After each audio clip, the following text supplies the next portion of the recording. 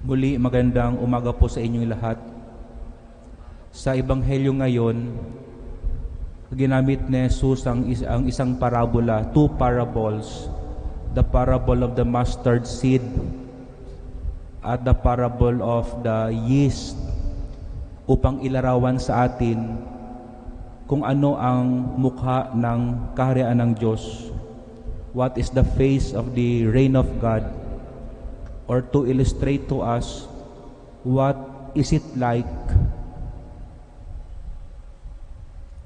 But for our purpose for today, please allow me to focus only our reflection on the parable of the mustard seed. Ang mustard seed po pala, ginagamit natin ito related to food. Usually, ang mustard seed ay parang ketchup, pampalasa ang kanyang paste, pampatingkad ng lasa. Masarap siya. Usually, ginagamit siya sa hotdog o sa mga dressing sa iba't ibang klaseng pagkain. So that's the mustard seed. Ginagamit ang kanyang seed for food purposes. So what is the reign of God? Paano ba maghari ang Diyos? What is He like? Alam niyo po pala sa Old Testament, punta tayo sa Old Testament, yung mga prophets at mga hari noong panahon before Jesus Christ, ang reign of God o kaharian ng Diyos ay inahalin tulad nila hindi sa mustard seed but to a cedar tree. Cedar tree. Tinignan ko yung internet para tingnan ang larawan ng cedar tree.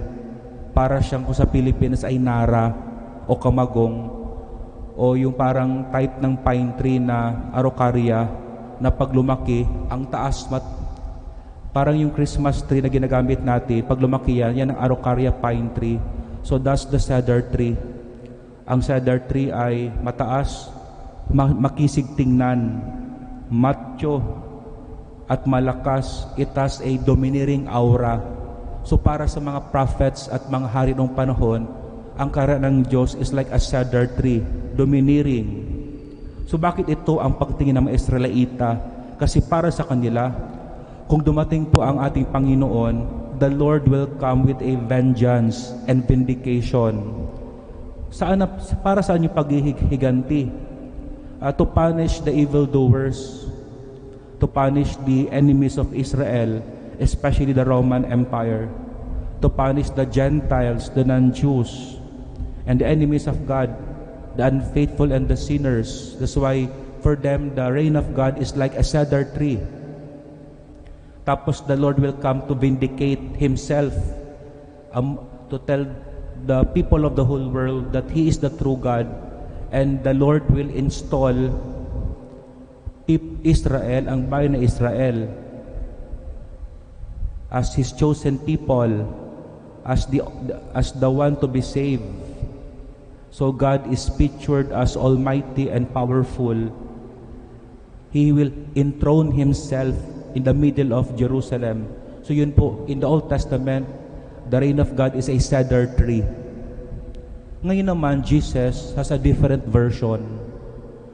Ito'y po ang background para maintindihan natin why Jesus compared the reign of God to a mustard seed. Kasi for Jesus, ang paghari ng Diyos is not like a cedar tree. Instead, it's more like a mustard seed.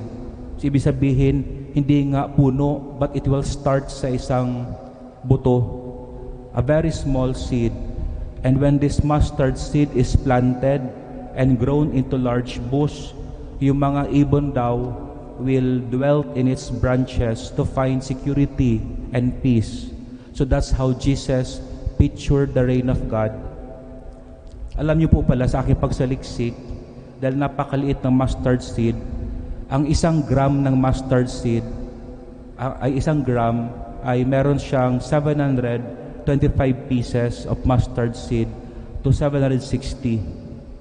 At kung ito ay itinanim mo lamang, lalaki ito o tatangkad lamang ng 8 to 9 feet. So very different from the cedar tree na parang kamagong o nara. But you know why Jesus pictured said mustard seed as the reign of God para to tell us the reign of God is more of humility and service. After all, the reign of God comes to us first in the person of Jesus Christ. So the mustard seed is the symbol of Jesus. He came as a humble person to serve us. Bakit humility? Kasi Jesus, though God, emptied Himself, took the form of a flesh, was born in the flesh, born in a poor family, and lived in a simple town of Nazareth. At bakit yung mustard seed symbolizes service? Kasi to tell us Jesus came to serve, not to be served.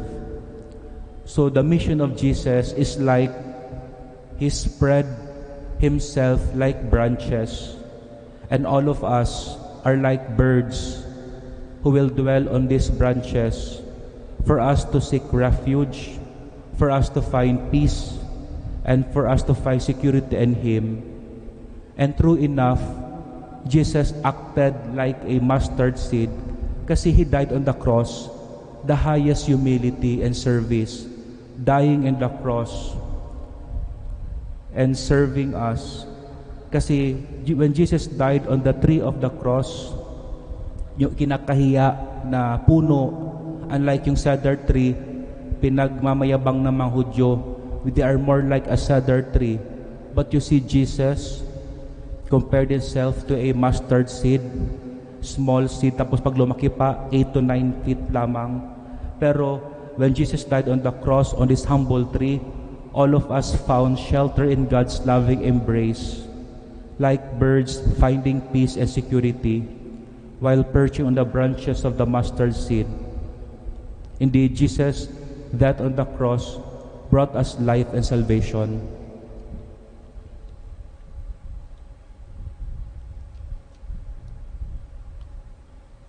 Kindly rise.